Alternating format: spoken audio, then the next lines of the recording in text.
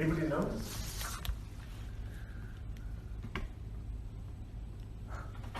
Yeah. There's been a lot of confusion. A lot of confusion, that's certainly true. There was confusion before that, though. Yeah. Aristotle and Plato's answers were less and less accepted. Okay. Arguably the most important event of the last 700 years is 1492. Because that's the event that destroyed authority. It was no longer sufficient to call upon Jesus or Aristotle, because neither of these traditions could tell us anything about half of the world. All right? And if they didn't know about the other half of the world, what else don't they know? All right? So authority is alive and kicking in 1491, 1493, it's in trouble. Okay, and ever since it's been getting more and more difficult. Come in. I'm so sorry. All right. The human mind, both individually and collectively, sort of swings from one pole to another. From physics to metaphysics, or nature to the soul, or Athens to Jerusalem, or reason to impulse, or feeling. Parse that the way you want. From materialism to idealism, and it's kind of a dialectical swing back and forth. Yeah. Much like the left brain and the right brain. Funny you should mention that. Isn't it handy what science? You're all right. You're ahead of the class. Also All right. So here's the deal. My argument is the Renaissance starts earlier than people realize. The original idea of the Renaissance was put together by a guy named Jacob Burckhardt, a Swiss historian, a Lutheran, who had an axe to grind against Catholicism. It turns out that the Renaissance starts, my guess is about 1300. And what's important, is something that hasn't been looked at as much as it should, is the Reconquista. The reconquering of Spain not only gets new people and land for Christianity, but even more important, they get access to Arabic, and from the Arabs, Greek and Latin texts. You know, Is this where we get the recovery of Aristotle? that's right. That's exactly right. William of Warbeck is going to translate it, and that's what. Remember, Aquinas can't read Greek. Right. So William of this- Warbeck gives him a literal This is translation. directly connected to Isabel and what's his name, reunifying Spain. Right, but this is even before that. Wow. Right. So we're gradually pushing Islam out. The Islamic books are coming in, they're getting translated, and then we have to figure out what we're going to do with it. That's the real recovery of the Greek and Latin tradition. Okay? Now, you may be surprised, but it's a fact. Who is it, if not Columbus, who decides that you can get to China by sailing west? Yeah. Marco Polo. No. He walks and he goes east. Magellan. No, Magellan is after. Oh. It would be awkward to circumnavigate the world without knowing the new world is there. You know? I mean, the earliest roots of the idea could be in Aristotle when he said that the Earth is a sphere. Maybe. I think not. Yeah. They looked for the Vikings. Vikings, nobody knows about what they did. No, the person who first, as far as I know, writes that it is possible to get to China by sailing west is a late medieval cardinal. Thus, 1300. Okay? We also, What's his name? it's in my book, I forget. I have a brain like a colander nowadays, everything flows through. All right? But, I mean, I can get that info for you. But the point is this. The recovery of Greek and Latin comes starting around 1300 with the breakup of the medieval synthesis, the breakup of the Middle Ages. All right? What undermines and is kind of a solvent for the Middle Ages is Occam's nominalism. If you can't have the Platonic realist abstractions, if they just set theoretic terms, then this giant system building is a waste of time. It's just this chair and this chair and this chair and that table and that table and this person. Okay? So William of Ockham doesn't realize what he's doing. In other words, he's just trying to be logical. He's also fighting out a battle between, strangely enough, religious orders. William of Ockham and the guys at Oxford are Franciscans. Dominicans, like Aquinas and Duns Scotus, are vying for control intellectually of the church in the West. Scotus was Franciscan. Scotus was, okay, right. And I'm thinking of Albertus Magnus, I think. Okay. All right. So two things, or there are two events that pop up in the Renaissance that cause it to be discontinuous, which is part of the reason why it's so hard to see the continuity. The first of the big discontinuities is called the Black Plague, 1348. Wipes out Europe for at least 50, 60, 80 years. That's why it looks like the Renaissance starts after that. It doesn't. Actually, it's earlier than that. The second big turning of the corner is 1492. The world will never be the same after that. Okay? All right, so this is an age of physics, nature, soul, Athens, reason. It is more, it's not materialist, but it is more friendly to naturalism than the metaphysics of scholasticism. All right? And these time periods overlap. We invent these categories to benefit historians, not because they're really there in the world. Right? So the Reformation is certainly underway before Luther. All right? There's a big part of the Reformation that should be seen as starting about 1300. Here's why. When they have the problem of the two and then the three popes, all right, it's the low point in the prestige of the papacy. But what also happens is that they have to solve this problem. What they do is they call the councils of Pisa and Constance. And they're authorized to fix what's wrong with the church. And they get us a new pope. They get rid of the anti-popes. But when they're asked, well, what should we do about things left over from the Crusades, like, say, the selling of indulgences, or buying church offices for younger sons? They decided that they're going to pass on it. They're not going to talk about that. Why? Why do you think? Because many of these guys bought their offices, and that's how they got there. So they have skin in the game. They're not touching that. There's a plausible argument to make that that's the cause of the Reformation.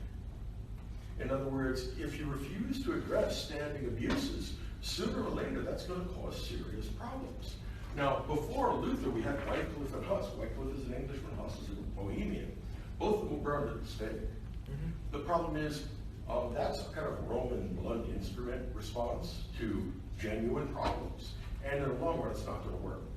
It's fascinating to me how frequently that did work, because I don't remember if it's one of them, but before Luther came out, there was someone who spoke very much like Luther, and That's Huss. okay, they burned him at the stake and they got rid of his followers, and it's not. Well, no, they drove his followers underground. Getting rid of them is very different. That's true, but it's interesting to me that while sure the church didn't fix the problems, the problems didn't blow up then, whereas when Luther comes out, they do blow up. That's right.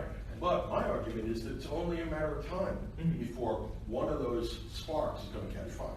Often I've heard the argument that the reason that this particular spark caught fire was the printing press.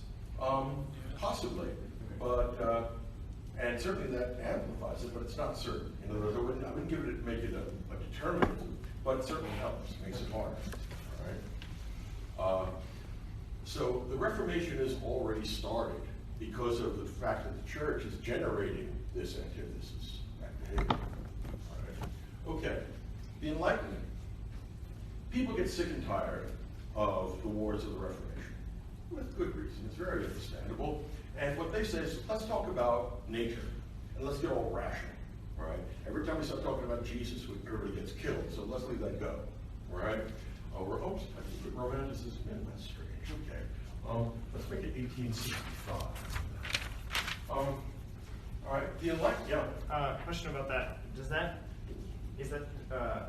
Is America's participation in Romanticism the antebellum period?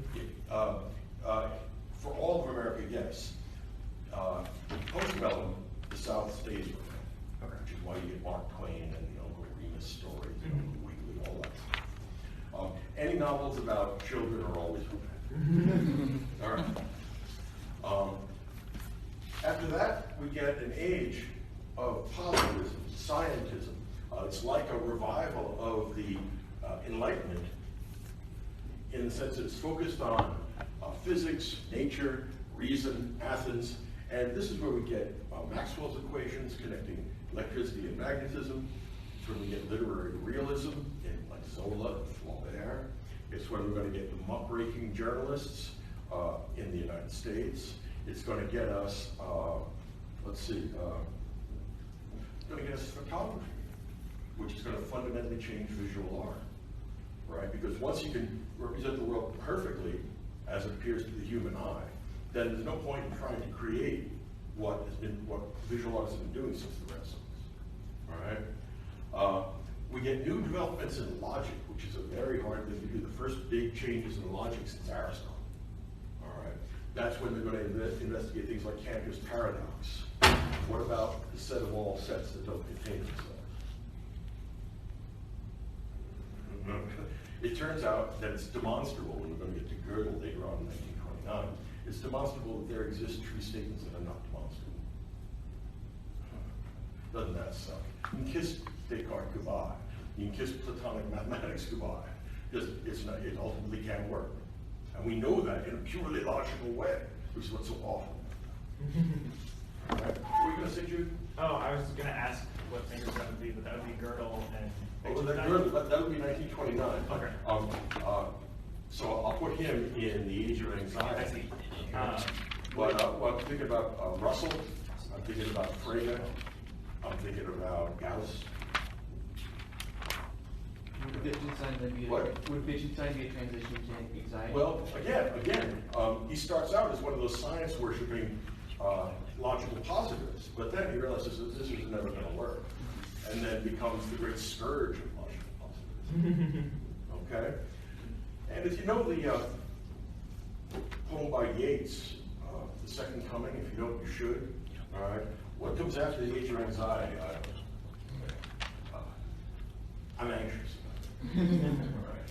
But we'll see what rough east this hour come round at last. Now slouches towards Bethlehem to be born. Okay. So this is roughly the big picture. There's overlap here. You'll also notice that when things end, with the exception of the Renaissance, when these tendencies end, it's always because of some big political and military problem. The end of the Reformation is the end of the English Revolution. Cromwell and the Puritans won, but now what are we supposed to do? All right? The end of the Enlightenment, I'm being charitable, as I so rarely am, in treating the Enlightenment as ending. It's conventionally treated as ending with the French Revolution, 1789, or maybe the Terror, 1792. But I'm going to place it in the Revolution of 1800 in the United States. It's the first transfer of power peacefully between people who think the other is the Antichrist.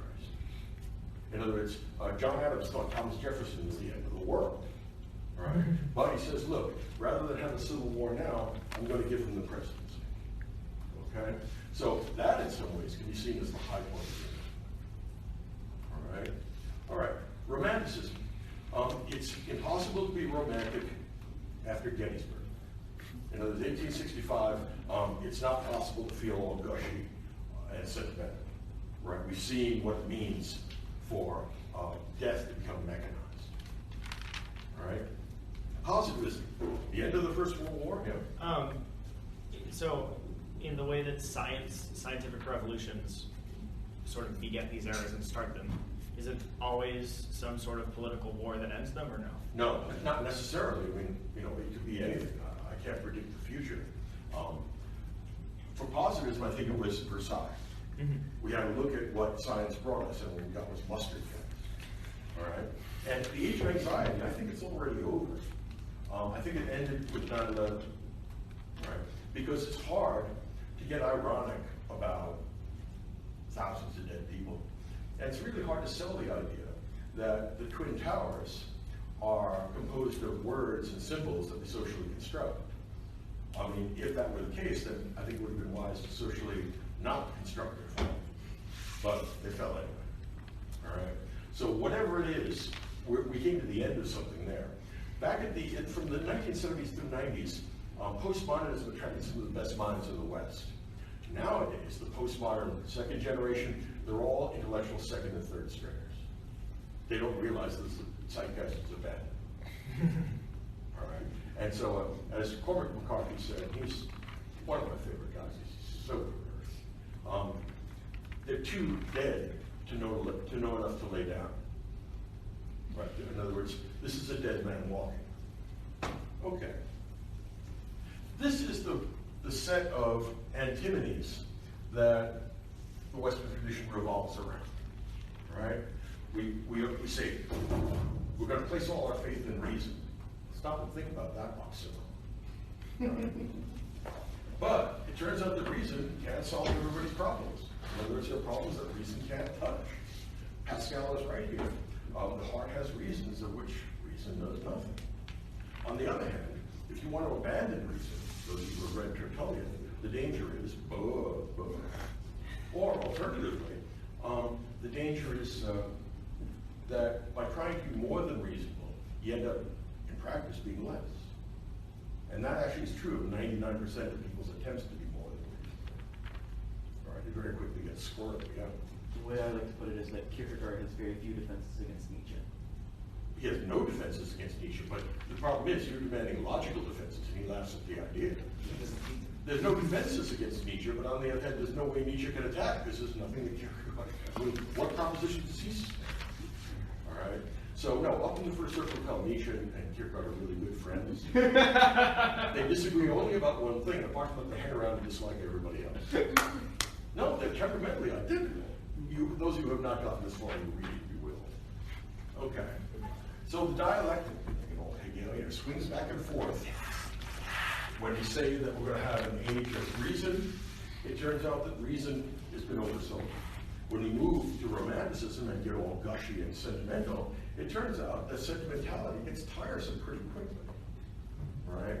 All of Charles Dickens' novels, which are romantic, are really the same novel. It's one gigantic panorama of England. And it's all about, please, sir, I want some more. Poor, starving Oliver Twist. Who cannot feel bad? Well, the guy that cannot feel bad is Thomas Hardy. He's an English novelist who's read Dickens and is dying of a saccharine overdose. And instead, in Jude the Obscure, he has the child commit suicide. That's realism for you. He's not gushing. Okay. Renaissance starts in Italy and in Spain and moves north. The Reconquista is actually the initial push in that direction. And what is characteristic of the Renaissance is they embrace the Greco-Roman tradition. They're Christians that are impressed with paganism, and they are dependent upon classical models. Think of Machiavelli and Livy, the Roman historian, right? Think of Petrarch, who actually writes in the early 1300s. And also the first paintings that use perspective are also from the 1300s, right? Petrarch is a big fan of Cicero, not an accident. So they're looking backward to recapture what has been lost. So this starts in the south and goes north. The Reformation starts in the north and goes south. It's a reaction to that. Luther goes to Rome and says, what will these statues of naked people have to do with Jesus? And the answer is nothing. Have any of you been to the Sistine Chapel? No. How many of you think you can pay attention to Mass? I don't believe a word of that. I mean, look, I've spent time there, and it's just overwhelming. And it's not that they aren't great paintings. As Luther says, what are great paintings doing in religious service? I don't have an especially good answer for that. He looks around and sees that a fair number of the church hierarchy are homosexual or are openly keeping concubines. And he says, what the hell is going on here? So there's he thinks that there's something wrong with Catholicism, but also something wrong with the Reformation, with the Renaissance. Right? So we've conceded too much to pagans. He's an excellent example of trying to be more than reasonable and you end up less. There we go. That's the problem, of course. There are many difficulties with Luther, but one of the most important is the fact that he's messianic. right? He goes and checks out the Bible and figures out what parts really belong there. So what, for 1,200 years, nobody's been reading the Bible, right? Until you came along? How do you do that? Don't ask, don't tell. All right? That's what we're going to get here. Now, the Enlightenment is going to try to walk away from this. All right? It says, look, we're going to place our faith in reason alone. We're going to stop arguing about theology, and we're going to start to do natural science. Okay. This is not perfect, but it's an enormous success. All right? Now, eventually, people get tired of constant appeals to rationality. And so they decide on something else. They decide, let's have feelings, let's have emotions. Let's have beautiful art. Art really thrives under the Romantics.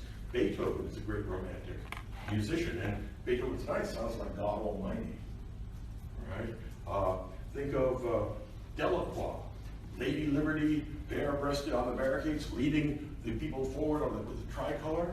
That is, it has motion, it has action, it has feeling. That's what makes Romanticism. Novels flourish. So we get Jane Austen, right? The Napoleonic Wars are happening, but she never mentions them because people are getting married, right? And because Elizabeth Barrett is an interesting young woman. Okay. The fact that the world's aflame, it doesn't really matter where we're living. Is Mary Shelley the end, like late Romanticism? That'd be a good example of ultra-Romanticism. Okay. Also her husband, Shelley, also, of course, Keats, and especially William Blake. All right. Now, the second generation of Romanticism, it kind of goes sour. That's when we get things like Melville and Moby Dick, all right, which is about a guy with lots of feelings and passion. He's completely bonkers, and he's chasing a whale across the world because the conflict between them is personal. Okay. Here we have madness attached to sentiment and reason, or rather, sentiment and feeling. Romanticism is actually derived from the Reformation, in the same way that the Enlightenment is derived from the Renaissance. Those of you who have read Goethe's Sorrows of Young Werther, it's a conversion experience. It's just that it's pseudo-secular. That's right. Locke is Jesus. Yeah. How is the Enlightenment derived from the Renaissance? Oh, because of the emphasis on reason and the rejection, or not rejection, but the subordination of religious questions. All right?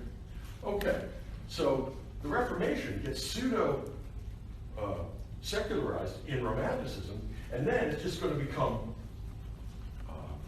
what I would call ultra-Romanticism, or Romanticism squared in the 20th century. All right? Now, we have this restart of science, this re-emphasis on science at the end of the 19th century. That lasts until Versailles. All right? The Age of Anxiety, I would be inclined to say the great prophets of that are Nietzsche and Freud. All right? You may think that you know what you're doing and why, but Freud knows that you're mistaken. Instead, you're really being driven by sexual and aggressive impulses that you neither understand nor control. He is the great ventriloquist for Dionysus. Right? Okay, on the Age of Anxiety, we lose all mooring. As Nietzsche says in section 125 of the Gay Science, we're falling in all directions at once. There's no up, there's no down. The world is chaos. That's right. Okay. What we get here is an age of world war. The world's most destructive and deadly wars happen. You think it's an accident when people have given up on the idea of reason? Hey. Either you reason things out in politics or you fight them out. Those are your choices. If you give up on the idea that you can reason them out, there's only one thing left. That's one of the things that worries me about contemporary American politics. Yeah. What makes Hitler into a pseudo-romantic figure? Of course he is. That's exactly what he is. He embraces imaginary ideologies about race. That's exactly right. Yeah. Well, that's also interesting too, because it's very positivist and Enlightenment insofar as it's very scientific.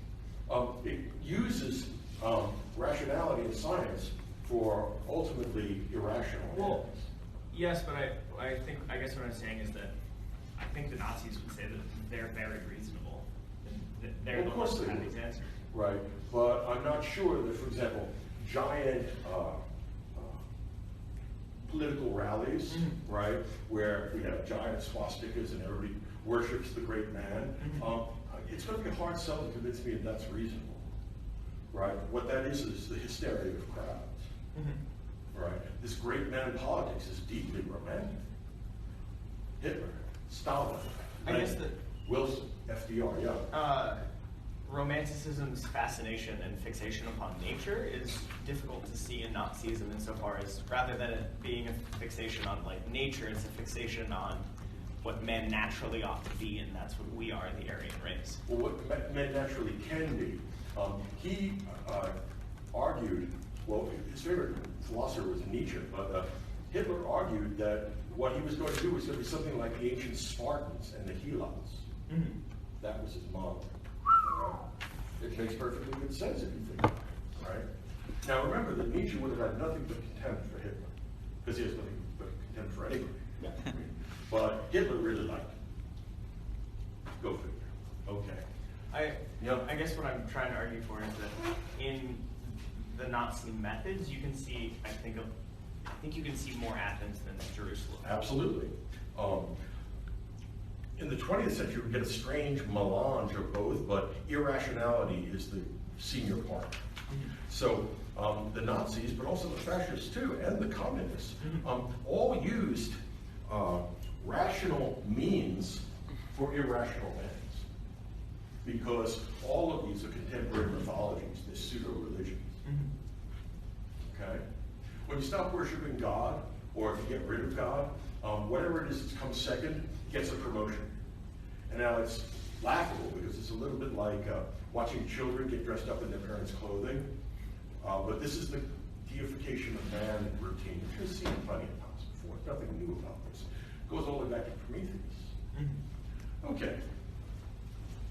Let's see what we got here, though. The 1300s, we're looking at Occam and Petrarch. All right. And they're going to help undermine the scholastic synthesis. We're going in a new direction here. The plague, 1348, is a turning of the corner, which makes it easy to fail to see the fact this is happening earlier. Then we get Chaucer and Boccaccio and the other writers of the vernacular, like Dante's earlier. And then we get 1492, yeah. How Petrarch? Petrarch. He writes the Petrarchan sonnets, and he also climbs Mount Ventoux to get his view of things. And he has that, when he writes the Socratum, and he talks about the dark night of the soul, he talks about a nightmare he had where an angel came to him and said, look, you claim to be a Christian, but in fact you worship Cicero. Which is not far wrong. All right, from there we get Machiavelli, which is the human perspective on politics. No more metaphysics, all right? We get extraordinary art. All right? And taking up the tail end of it, Copernicus publishes his book in 1453, and then Galileo finishes it out. Yep. The geocentrism of the universe, I suppose then, was God's view of the... It was the theological account of physics. Because what God is looking at, he's not looking at Jupiter, he's looking at Earth. Where That's right. the sun And that's why Gothic cathedrals are shaped like crosses, because God can see them directly. Nobody else can. So we have a God's eye view of everything. The Reformation, I think it's ultimately caused by a failure of conciliarism. In other words, we dropped the ball. And it's not until the Council of Trent, 1547, that they're going to address these problems. But 200 years, or actually 250 years, is not a timely response to these problems. And that's something that really worries me, right? The church is very slow to respond to crises. It was only towards the end of the 20th century that they made their peace with Galileo. And it's kind of an anticlimax 400 years later, right? The time to do it was when this was a live problem. All right. Finishing up the Reformation, I'd be inclined to say that Erasmus is both a Christian humanist, in that sense he's part of the Renaissance, but he's also a conservative in the Reformation. It says he says, look, Luther is right that there are a lot of messed up things in the church, but I don't want to start a schism or a war, which is actually the very prudent thing to do. I really like Erasmus. He's a reasonable and humane person in an age of fanaticism. Yeah. I'm in an Erasmus class currently, and it's very fascinating how his enemies of the day, like the people that hated him most, really strike the reader as medievals. Yeah, they all did. I mean, that's exactly right. You're reading those sources correctly. All right. We get Milton, all right, and Paradise Lost is one of the great apologists for Protestantism. All right, and of course Pascal, even though he's in the Enlightenment and a scientist, he in some ways is a blast from the past, saying, forget all the science stuff, you guys got to get back to God. A lot of truth in that too. All right, in the Enlightenment, we move from God to nature, and at the same time that Milton is writing Paradise Lost, Hobbes is writing the Leviathan. Okay? Descartes gives us a new conception of the self as a kind of atom of consciousness. Locke is going to give us a new political theory, social contractarianism derived from Hobbes. We're going to get Hume and empiricist skepticism. And then the high point of Enlightenment science is Newton. 3 laws of motion, wrap it up. His contemporaries said there's no other major discovery you can discover about these. Yeah, well, would that it were. Bach is, in my view, any of you know the Brandenburg Concertos? Right. Sounds like a Newtonian clockwork. Everything is perfectly balanced with everything else. Nothing is left over, and nothing is too much. I mean, to me, it sounds like it was designed by God. I mean, you can look at, wow, it's all perfectly coherent and symmetrical. It's the aesthetics of symmetry in a big way. And at the end of the Enlightenment and the beginning of Romanticism, Germany joins the Enlightenment very late. The Enlightenment is primarily created by Frenchmen and Englishmen. The reason why the Germans don't have much to do with it is because they're still recovering from the wars of the Reformation. So they're about 100 years lag behind. Which is why Goethe, one of the great romantics, is very late in the Romantic period. All right? He's a contemporary of Kant. How can one culture hold on to both Kant and Goethe? That's actually a pretty amazing thing to do. But if for the Germans, they're late to the Romanticism, rather, they're late to the Enlightenment, but early to Romanticism. Okay? Think of the paintings of David, if you want, Enlightenment paintings. They all look like marble statues, striking a pose, looking very worthy and Roman and dignified and all. There's no motion, there's no emotion, there's nothing going on, and then you'll find in the title exactly what element of classical antiquity is represented. All right? Compare Enlightenment painting with David and Romantic painting with Delacroix. All right? Exactly the opposite, being and becoming. All right. Romanticism is a search for the soul. Your interior subjectivity becomes hugely important. This is part of the pseudo-religious element of it. Your soul and love are its main focuses, but it's not love of God, it's love of nature or love of your beloved. All right? So think of William Blake, right? One of the great early romantics. He's both a painter and a poet, which is actually quite unusual. He's also bonkers. If you ever have read his stuff and read his background, he believes he's getting information from the spirit world. He drew the source of it. It looks like a giant flea. Yeah. He talks about, I can't remember where, but he talks about how when everyone awakens their poetic imagination and writes poetry, that's when Jesus will come. I can believe he would think that. Right? That would make perfect sense. Although, how our poetry summons Jesus up, it was particularly vague on that. Yeah. Blake was really wonderful. In other words, you're not going to read better romantic poetry. Maybe Keats, who's also a really great poet. And then the second generation of romanticism, things go awry. Crazy Captain Ahab has a personal vendetta against a whale.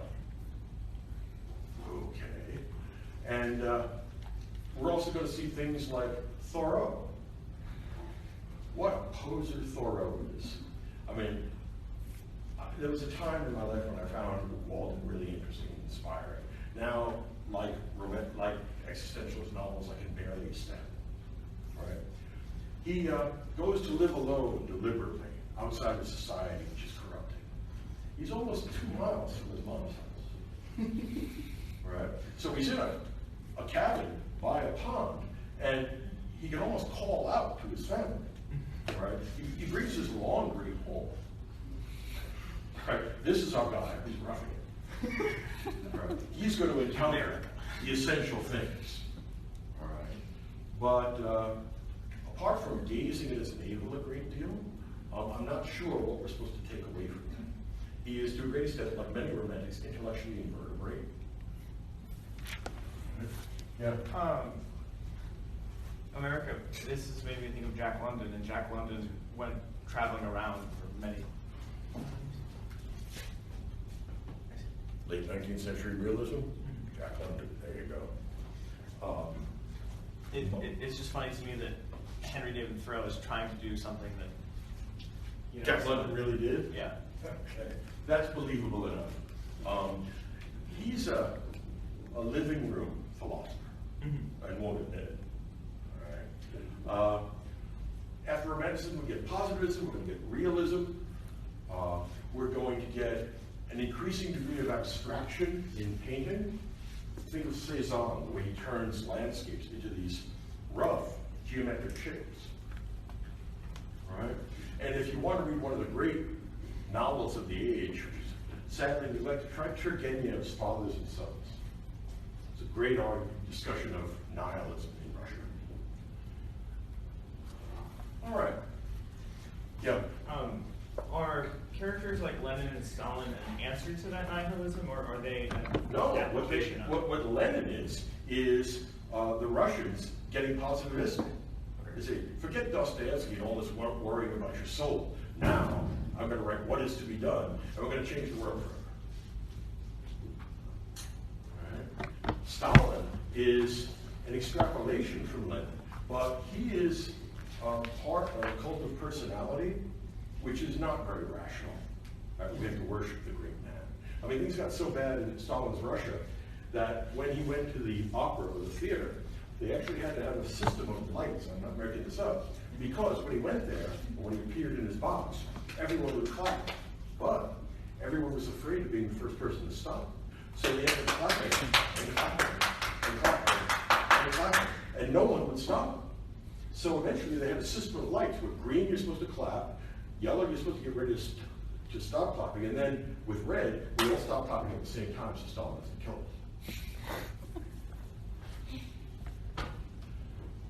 This is political irrationalism. It's a cult of the great man. Hitler ties into that too. All right? Okay. The age of anxiety. Now, you asked about changes in science. The Renaissance begins the rise of modern natural science, and it's completed, well, it's largely completed in the Enlightenment. The last installment is Darwin's Origin of Species here, 1857. Okay? The high point is here with Newton.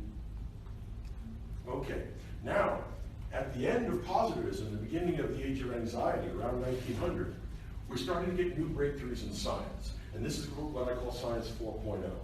This is contemporary science. This is relativity, and this is quantum mechanics. Right? The old deterministic certainty that we got from Isaac Newton starts to break down. It turns out that electrons are not doing what they're supposed to do. They're not being what they're supposed to be. And that means that we now have limits on Newtonian mechanics. They have to find a new way of accounting for this. And they give up on the idea of causal necessity. And instead, the quantum mechanics guys like Bohr come up with probabilistic functions, statistical possibilities of where an electron is going to be. It turns out, this will be an anxiety. Heisenberg's uncertainty principle, you know how that works? Okay, here's the deal. We're trying to figure out what a photon is doing. Okay, photons move really fast, and they spin, and they move in a direction. They have whatever qualities physicists do. Okay, here's the problem. In order to observe a photon, well, you have to see it. Because listening for photons is a hard business. Okay. Looking for them is actually also a hard business due to the fact that looking at things involves bouncing photons off them and having them hit the cones and rods in your eyes, get turned into electrical impulses, which you turn into an idea. Okay, here's the problem. When you have a photon moving like that, even worse. I think you mean an electron. Electron, right. When you have an electron moving that way, the problem with finding the electron is that when you bounce a photon off it, it's like having a ping pong ball moving and then trying to find it by bouncing a basketball off. Well, the problem is when the basketball hits it, it'll tell you where the electron is, but it's changed where the electron is going and what the electron is doing. So now we got to the very limits of empiricism because we've gotten to the point where watching something actually changes it. You can see why this is the age of anxiety. My God, what have we done? I can understand Schrodinger much better. That's exactly right. When you only have probabilistic functions, well, it's really a weird world we enter into that has nothing to do with our gross macroscopic experience. I know it sounds strange, and what we've seen here is what might be called by Weber the demagicking of society and its algorithm. I'm tempted to describe quantum mechanics as mathematized magic. I mean, things pop into existence and then stop existing, and then start existing a little bit later somewhere else. Quantum entanglement, have any of you studied that? Two particles that could be separated by an infinite amount of space. A change in the condition of one, if you find the way one is spinning, that will determine the changes undergoing the spin of the other. And this is what Einstein called spooky action at a distance. How exactly does this particle do whatever it does to the thing on the other side of the universe? And also it does it instantaneously. I hate it when that happens. Right, because then, I mean, this isn't even magic, this is insane. And yet, that is what our best is. In the same way that the sort of perspective of thinking went from God down to man, and then transitioned from man to nature, is this now like getting even smaller than man, and we're looking like from atoms out? Characterize it the way we want. What we've done is extended this scientific method based upon Humean empiricism, and we've taken it as far as it's going. Well, how are we going to have physics in the future if it pertains to things that you can't see, that you can't make any observation of? That's what's the problem with string theory. It's really interesting mathematics. No one knows if it tells you anything about the world. I mean, it could be the Kabbalah. For all you know, it may have nothing to do with the world at all, but the math is really nice. The problem is, there's no guarantee that nature is interested in elegant mathematics. As Einstein said, elegance is for tailors. Okay. Age of anxiety produces some amazing art. As you know, books have become obsolete. We live in the age of the image. Video takes over. Here we're going to get clever fellows like Oscar Wilde, a nihilist who says, well, let's at least stay laughing.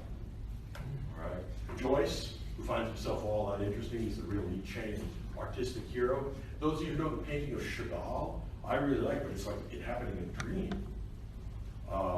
Thomas Mann, you haven't read him yet, but you should. That will completely, have you looked at that already? That will completely blow your mind. Faulkner, and if I had to choose one author for the age of anxiety, I would say Kafka. Because he's the one who realized that we're not the crown of creation, that we're bugs. Much of 20th century culture has been created by people who think that they're bugs. Most of what I've heard you say about people in the age of anxiety is that you might as well just read Kierkegaard or Nietzsche because they're better. Yeah, they are. Kafka, one of the few. Kafka's, he's an entertaining read. Okay. It's a great opening line. One day, Gregor Samsa woke up and realized he was a cockroach. I mean, no background, no explanation, just I'm a cockroach. This is the demagicking of human nature. Also notice how when we go from Descartes and his psychology, which is Enlightenment psychology, to the Freudian psychology, what we're going to do is take the atom of consciousness, which is Descartes' ego, all right, and we're going to split it up, like splitting the atom.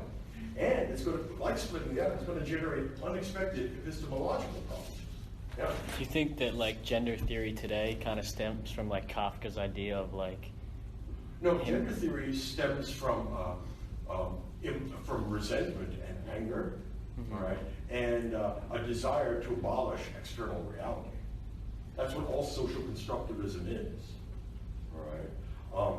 The idea is that if everyone agrees that a man in a dress is a woman, then he's a woman. I'm kind of attached to external reality, and it appears to me that a man in a dress is a man. And a man in a dress that says he's a man is also a man. And if lots of SJWs get excited about that, I think he's still a man. What they're demanding is that their desires be realized, regardless of whether it's consistent with the empirical facts of the world. That's what social constructivism is. It's an attempt to say that everything is subjective. What it is, think about it this way. Remember the problem of solipsism we had with Descartes? How do you know there are other minds? What it is solipsism on the collective level. Everything that exists in the social world. If you change the social world, you change existence. This is essentially, those who read 1984, what O'Brien says. How much is 2 and 2, Winston? I say it's 5. Everybody else says it's 5. I'm going to torture you until you say it's 5. You can also trace gender theory to Derrida. To what? Derrida. Derrida's laid on the hand, right? There were some real first-rate skeptics, like Derrida or Foucault, at the end of the 20th century that embraced this new postmodern deconstruction. Unfortunately, there's no construction that came with it. They never had an affirmative program. And now, there are still postmodernists, but they're all second and third stringers. They don't even realize that the zeitgeist has left them, right? Like Cormac McCarthy says, right, they're too dead to know enough to lay down, all right? But first-rate thinkers aren't bothering with that anymore. I think that Homo and the Age of Anxiety ended with the Twin Towers. What we're in now, I don't know. But I do know that postmodernism made the argument that it's impossible to sustain what they called meta-discourses, totalizing meta-discourses, and there's no general explanation of things.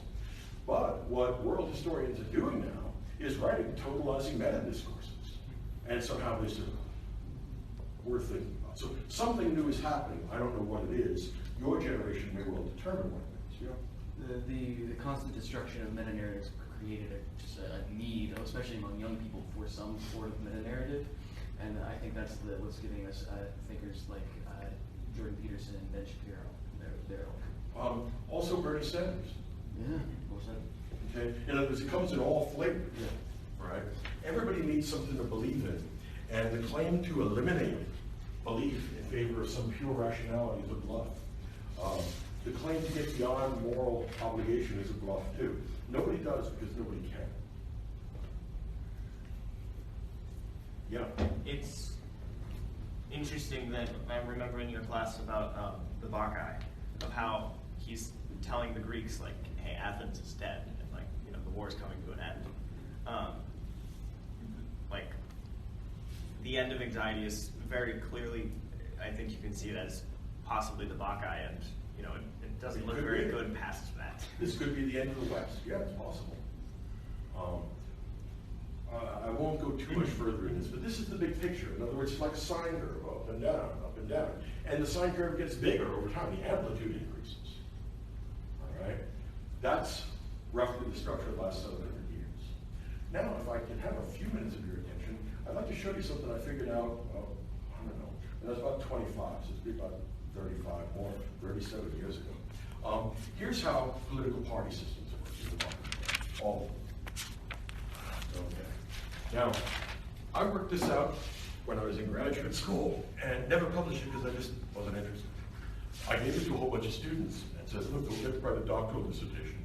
You know, you'll do well, but none of them have done it too. If any of you want it, knock yourself out. I have no use for it. All I wanted to know was the answer, right? You know, passing it around. I've done it with some of my students. But here's the deal. Early Enlightenment. They have come to the idea that governments are legitimate because of the consent of the governed. Okay? That's central. That's the movement from the great chain of being, top down, to the social contract, bottom up. Okay. During the English Revolution, they get rid of monarchy, which is the highest point of the political agenda of the Enlightenment. Replace monarchy with representative government of some kind. Now, this is the early Enlightenment, and Enlightenment political theory hasn't been fully worked out yet. They haven't thought it through, okay? Now, when Cromwell dies, they say, damn, we have a House of Lords, we have a House of Commons, and we've established parliamentary supremacy. Now what are we going to do? And nobody knows because the Enlightenment political theory hasn't been worked out yet. So they said, you know what we should do? We should get ourselves a king. Why don't we call the son of the king we just beheaded, see if he wants to come back, and he does. Now why are they doing this?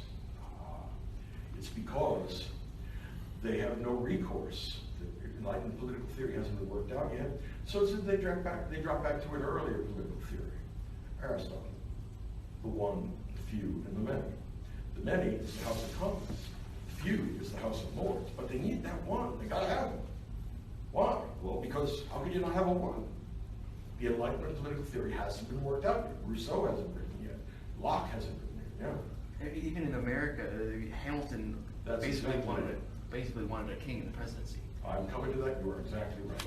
But even better than that, it's going to turn out that the American Revolution is derived from the English Revolution, which is why we have bicameralism. Okay. All the American revolutionaries read Milton.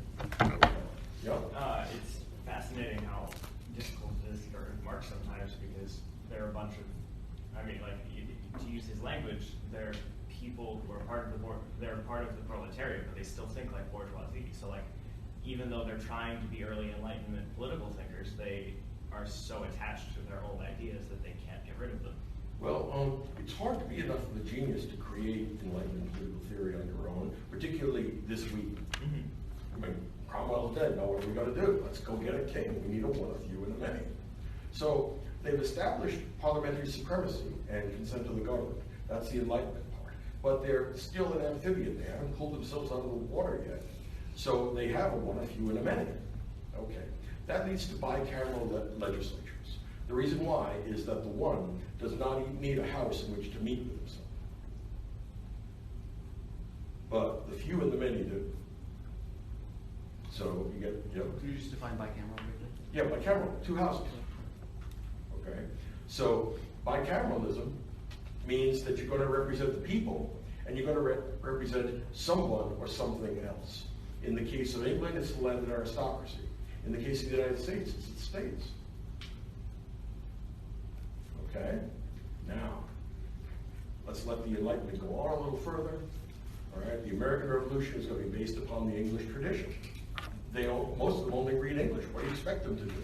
So, of course, they end up with a bicameral system. This looks good to us. Right? We're modeling ourselves on England. All right. Now let's look at the French Revolution, the French tradition. That's a late Enlightenment. And here they have thought out what Enlightenment politics is. And what they've thought out is that the one needs to be killed. And the many also need to be killed. All right, which is what they do. They kill off the aristocrats, and they destroy the church as far as they can, and they kill the king and his family. So did you mean to say that they need to get rid of the one and the few? They got rid of the one and the few. Oh. In the French systems today, like the one, that idea kind of still remains because like their president and they're such a strong leader in their country now. Like they continue that kind of. It's always based upon the French National Assembly. Yeah. In other words, it's the party that has the most power that's going to generate the president. All right. So now think about how this is going to work. Right.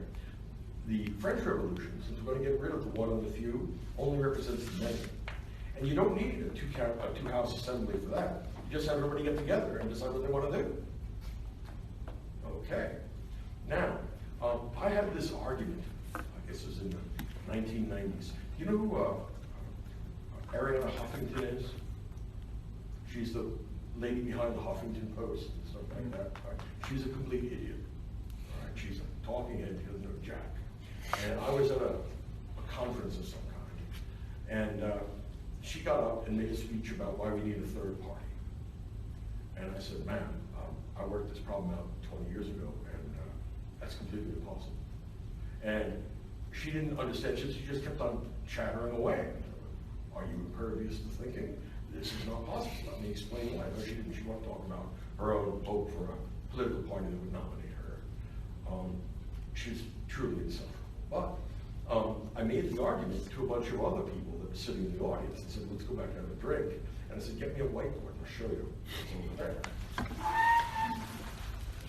Okay.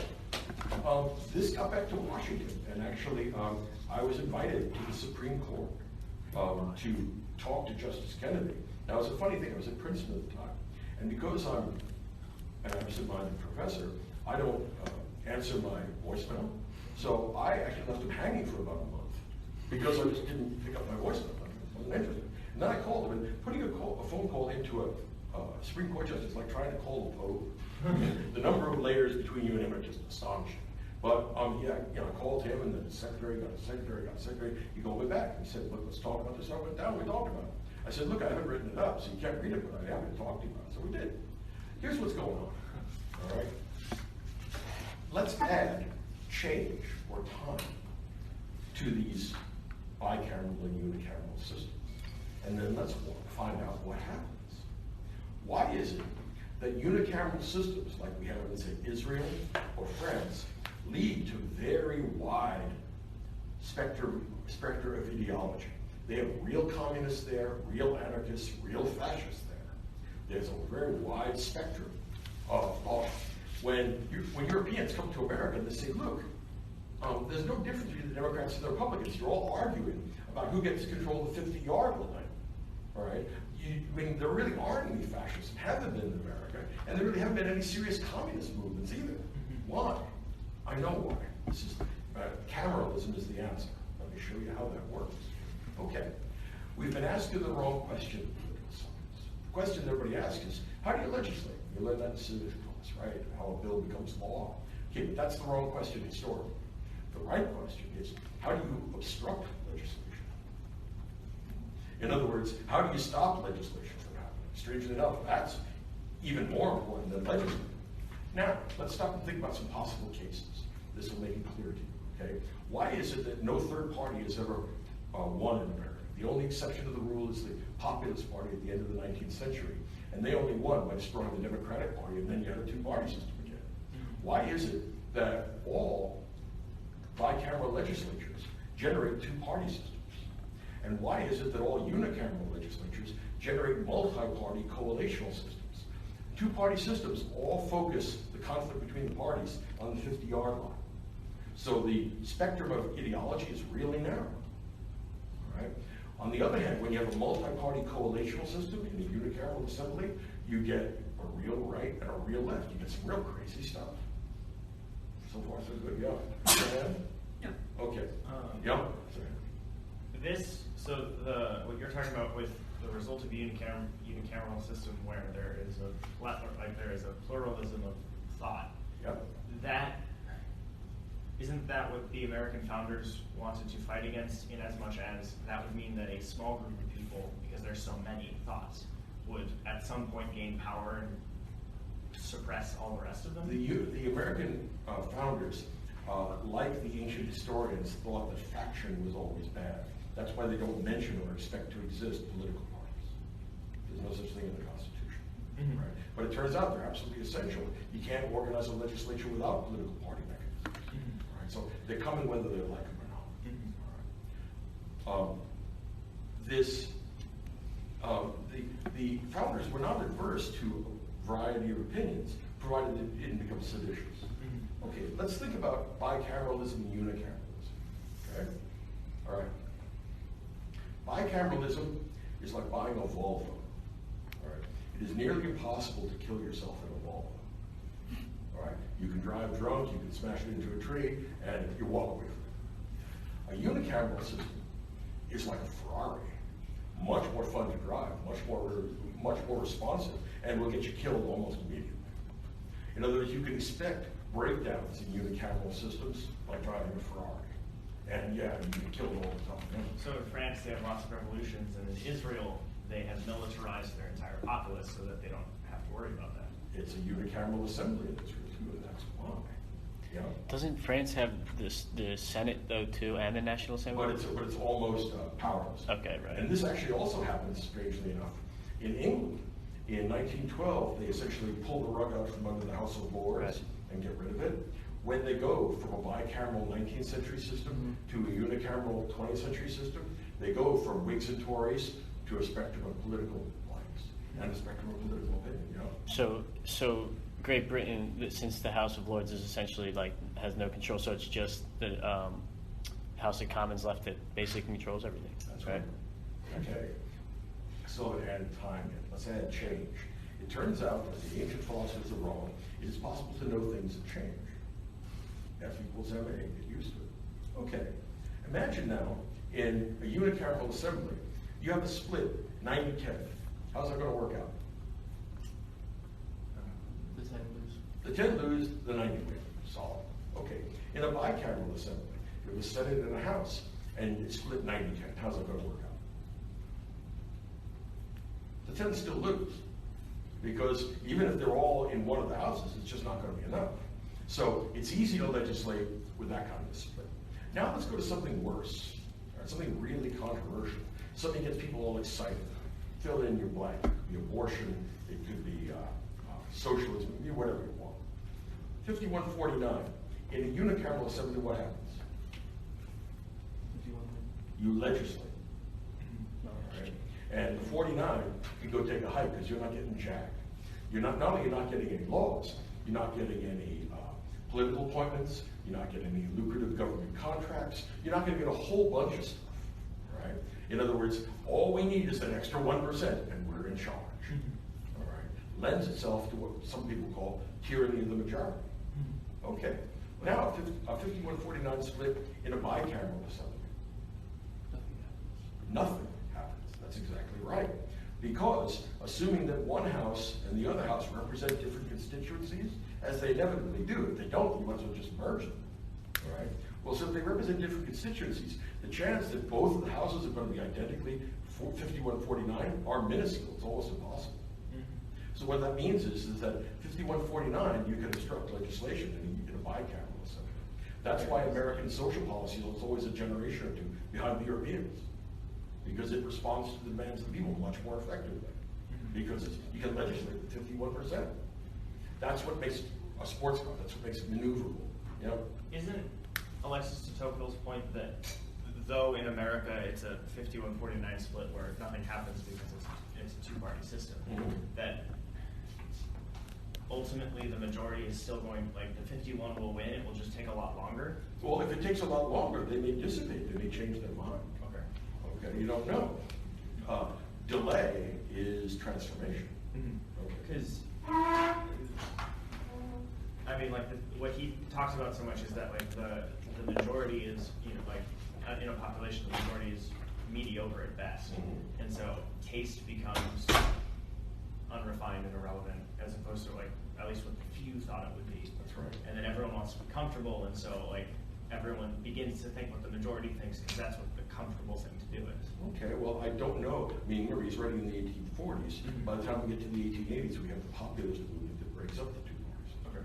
All right. But that only, when the Democratic Party dies and the Populist Party takes it over, we go back to a two-party system. So there's something systemic that's forcing us in the direction of two parties. And there's something systemic in unicameral assemblies that forces us to multi-party coalitional systems. Okay. Now, let's get to the nightmare case, okay? 49-49-2. Now, the 2 is a new political party. I call them the Friends of the Moon. Why? Because they like the moon. Moon is their favorite thing. They want lunar holidays, they want a lunar postage stamp, they want a peace treaty with the moon. The point is that it doesn't matter what this small party wants or whether it makes sense or not. If they want a peace treaty with the moon, by God, we'll give it to them. Because in a unicameral assembly, we have to have those two. So now, what happens? We get a bidding war between Party A and Party B for control of Party C. And what are they going to offer this 2%? 3%, 4%, 5% of government contracts, lunar holidays, whatever crazy shit you want. You can have it. Just sign with us. Okay.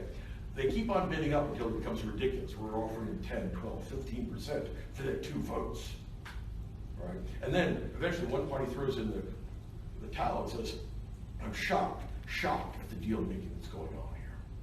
The 2% has decided to side with the other guys. This is deeply corrupt. So we're off the bar. How can anyone do that? Both of them.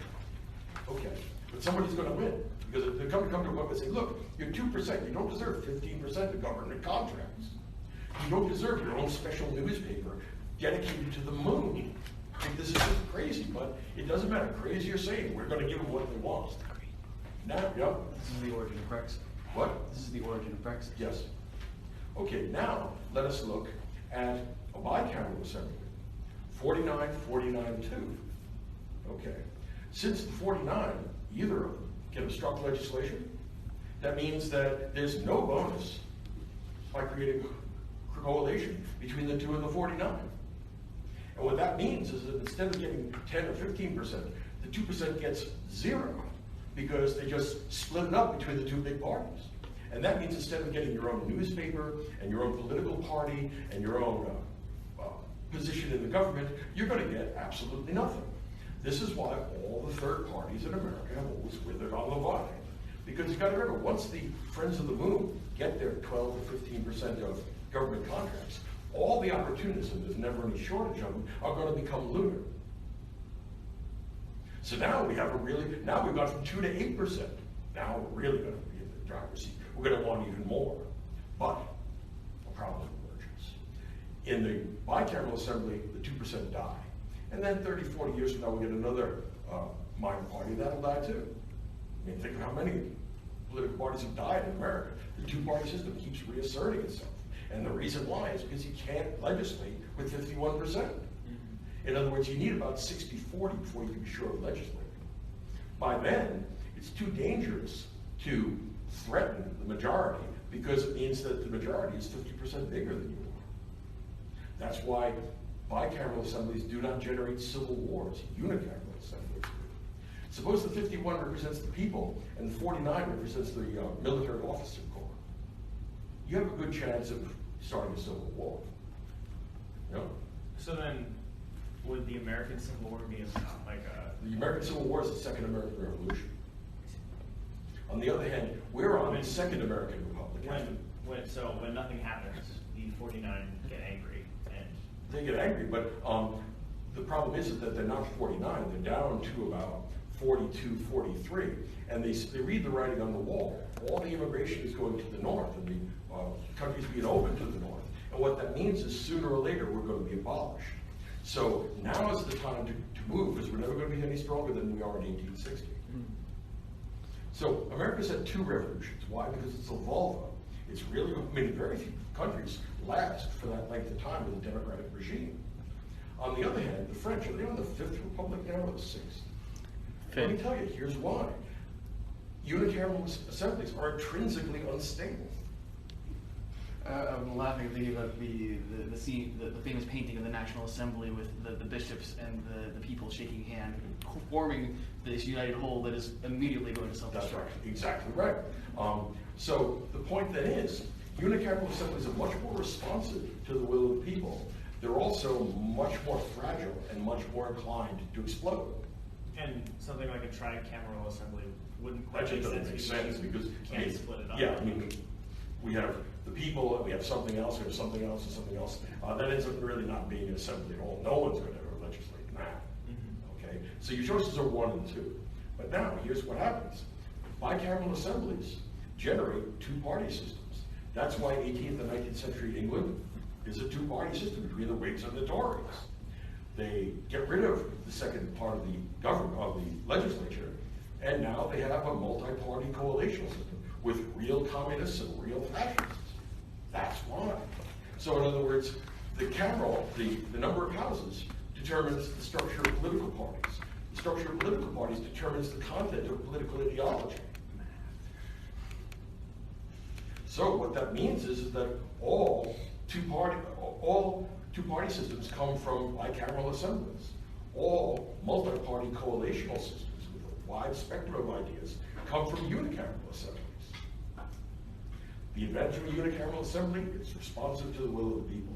The disadvantage of a unicameral assembly is that it's responsible to the wills of the people. Right? A bicameral assembly is much more conservative, much more slow to move. So when Europeans come to America and say, what are you fighting about? We're fighting about who wins. Well, what's your ideology? We don't have an ideology. Well, the Republicans and the Democrats are a conglomerate of all kinds of interest groups. They don't have a common ideology. Yeah, and the Europeans say, how can that be? And they say, well, you guys are all interested in weird political extreme stuff. We don't have black shirts and Oswald Mosley, fascists. We don't have communists here. And we're kind of happy about that because when you get to a big global crisis, like say the Great Depression, we get FDR and you get Nazis. And we think that's a really good idea. I don't like FDR, but I do like him now. See the point? It's a lot better than the alternative. Now you see the point? This is how now remember that right now, just about every government in the world claims to represent the interests of the consent of the governed. There are only a few that are authorized by God, like Iran or Vatican City or North Korea. All right, hold on for a second. What that means is that all of the governments in the world have some kind of representative assembly. And it's either derived from the French tradition or the English tradition. And that's how all the political parties and all the spectrum of political ideology work. You see how history can be a devastating discipline. It can cut the Gordian knot and just get rid of an awful lot of crap, right? People that talk about a third party today don't know what they're talking about, literally. I can't work. So the countries with like bicameral, does that usually mean that does federalism usually play into that too? And then the ones that are unicameral, federalism wouldn't. Well, much more centralized. Right. Okay. Because all you need is a bare majority. Yeah. So that's why America doesn't have much of ideology and the Europeans don't understand it. And the Americans look at this and say, why would you want crazy lefties and crazy righties? Why? So that you can have a catastrophe when push comes to shove? You're better off looking for the center. And that's why they say American politics isn't about anything. And we say, thank God. It's a good job. It's not about anything. You're actually having real discussions. We argue whether we should increase taxes 3% to 5%. You argue about whether you should abolish the family. Okay. Well, I think that this is relatively benign as opposed to malign politics. Yeah. Just lost his name. Who wrote 1984? Orwell. Orwell. What was England at Orwell's time a unicameral assembly? Because they pulled the rug out from under the House of Lords. Okay. Because at that point in time, Orwell is warning England that communism doesn't come from Russia. He's a socialist, doesn't like communism. Yeah. Right. That's why there's a larger spectrum of opinion in these unicameral assemblies. You know? Where is Huxley from? England. Okay. Okay? And apart from Iran and Vatican City, this is the structure of all current government, which have all been the product of colonialism, expanding the English and French traditions. Yeah. So we've looked at what happens when you apply change to all this. Start looking a little bit closer to home after we get the nuclear bomb and American empire, in which when you have devices and situations that require immediate decisions in a system that is designed to prevent immediate decisions. Then you're going to get the emergence of the imperial presidency. This comes from the Gulf of Tonkin Resolution, 1964. Now, I actually know, I've been told the story behind that. I think it's true, but I don't know for certain. I can't get the data. At the same, or one of the same organization where I met Ariana, I met a spook, and this guy's an old CIA hand. And we're sitting having a drink at the bar. And I happened to mention something about the Gulf of Tonkin Resolution, and he just laughs at me. The Gulf of Tonkin Resolution was this. The Navy reported in a garbled way, radio, that they were under fire from North Vietnamese vessels. But they were not, but since they were in international waters, they didn't know if they were supposed to return fire or what they were supposed to do. So we get a garbled message in DC saying one of our warships is being attacked.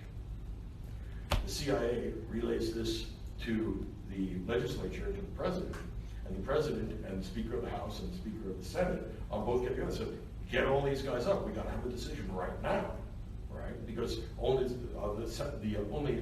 Congress has the right to make war. Yeah. All right. They bring them in, and they are very surly and very unhappy because half of them have been taken out of their mistress's bed. Right? They are not enthusiastic about being here. The ones that are sober, and that's a percentage, I mean, just don't want to be here. And I said, what the hell are we coming to then at 3 o'clock in the morning for? Okay, now, he says, here's what is the message. The left has interpreted this as a sinister conspiracy by certain elites in Washington to get special privileges given to the president because they agreed, look, we can't decide this on a moment's notice, so we're going to give the president the right in the Gulf of Tonkin resolution to do what he thinks necessary and then get back to us within 90 days. That way we can sleep it off, all right? So this increases and magnifies the power of the presidency enormously. Now, what the old spook told me, and this is cute, he said, look, a couple of hours later, once the Congress and the Senate had been assembled, we got a better transmission, and it turns out that they weren't under fire and they weren't being attacked, and we weren't actually on the brink of war with anybody. Well, the problem is, the hell do you say now, right? You want to go back to the Senate and tell them that, sorry, we sort of messed up? No. She said, look, we just stuck with the original story that we're being attacked. And they said, okay, if that's what you think, you're being attacked. But he said, it turns out that it was actually human stupidity, not a conspiracy. Right? Nobody wanted to lose their job, which is what's going to do. I mean, look, if you tell these senators that we got you up at 3 o'clock in the morning so you come in and vote on a non-issue, you are going to lose your position. None of them wanted to do that. They said the CIA is probably a nice place to work, and we were good at what we did, just that, well, you know, mistakes happen. In history, always assume that stupidity takes precedence over conspiracy. All right? Yeah. So, as like in American history, we can see that the president has been getting more power since the founding, and right. also so with the Supreme Court. Right. Do these fights for power that are, you know, like it's very hard to backtrack once you give something to, say, the president or the Supreme Court. It's almost impossible to take that away. Right. Are those small movements towards what would end up in this being a unicameral system? I don't know. We haven't had enough time to see it. It's possible, but we'll see. Here's maybe take a little further though. So the Friends of the Moon prosper in the unicameral assembly. They get their own newspaper and their own website, and they get a building, and they make speeches, and all the opportunities flock there because that's where the money is. But then it turns out that the Friends of Neptune don't like the moon. So they form their own breakaway party. Now in the bicameral assembly, the same thing happens to the Friends of Neptune that happens to the Friends of the Moon, which is nothing. On the other hand, in a unicameral assembly, all of a sudden now Neptune is in play. So now we're going to start sucking up to the pro-Neptune lobby. And the guys that couldn't make a deal with the lunar party make a deal with the Neptune party. This is going to happen ad infinitum. That's how the spectrum expands, where we add a new political ideology and a new political party, and it just goes this way. All right? They go as far as they can to the extremes. That's the difference then in the political ideologies and in the political party structures of all legislatures. Yeah. So just to apply this in modern politics, the Brexit movement was at 2 or 3%, and they aligned themselves with a party and right. then got 51% of the vote. That's the Tories, now they have to live with it. All right? But this is, as far as I know, I mean, I could be wrong. Maybe there are counterexamples. Maybe it doesn't account for anything. I don't know everything about politics. But this is suspiciously concise and clear and coherent. And it's, as far as I can, at least as far as my historical knowledge goes, this looks like the way it works. If I were asked to draw up constitution for a small country like, say, Iceland. I'd say unicameral assembly. You're all the same people. You don't have that much to argue about. Make it responsive to the people. If I were drawing up a constitution for, say, Russia, well, this is huge, and there are all kinds of ethnicities and different beliefs. You guys desperately needed 2-house legislature. Why? Because it's really hard to wreck, and you don't want to create a civil war. Right? There's not much of a chance of civil war in a small, homogeneous country. There's a big chance of it in anything the size of Russia. Same sort of thing with China. If they were ever to give up the CCP and come up with some kind of legislature, they absolutely have to choose a 2-cameral legislature. Yeah. Would totalitarian governments just be examples of unicameral societies that have like complete control? Well, they're not unicameral because they don't get voted. They can't be voted So out. there's no representation. Right. So there's no checks and balances in a dictatorship, whereas in a unicameral assembly, if people don't like what you're doing, they can always vote you out and vote the other party. You know? I just think, how come they would name all these like in France it's called a bicameral system, but it's not actually. So like, why do they just give the title of that? Tradition, or because there are constituencies that demand some mode of expression without actually dominating political life. Yeah. All right. In America, it was the states. Yeah. In England, it was the aristocrats. But the point is, as far as I know, legislatures come in 2 sizes, unicameral and bicameral. When they encounter political conflict, what emerges is viable third parties or not viable third parties.